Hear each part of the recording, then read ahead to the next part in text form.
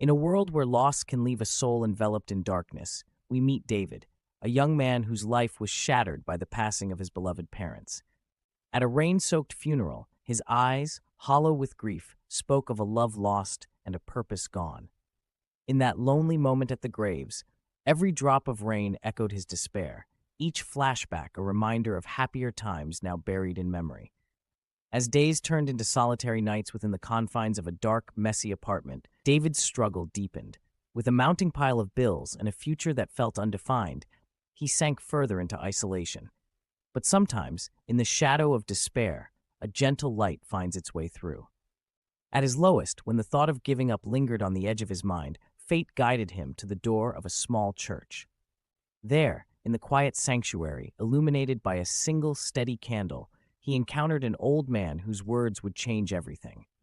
The man, with a comforting smile and a story of loss that mirrored David's own, reminded him that not every rescue comes by pulling us out of the storm. With gentle conviction, he stated, "God doesn't always pull us out of the storm. Sometimes he teaches us how to walk through it."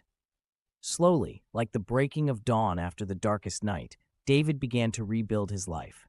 With the guidance of his pastor and the support of counseling, he stepped out of isolation. He found work at a community center and began sharing his journey in grief groups, where every story of pain became a thread in a larger tapestry of hope.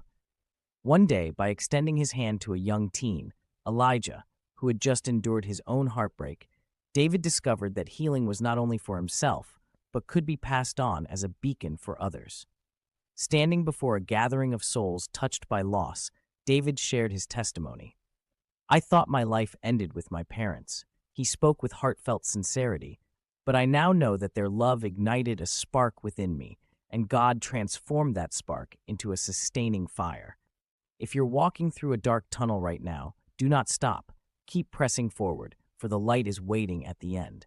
In that moment, as his words resonated with the hearts of those who had once known only sorrow, David's journey from despair to hope became a living testament to the power of faith, redemption, and community. His story reminds us that even in the deepest darkness, we can ignite a light for ourselves and for those still searching for their way.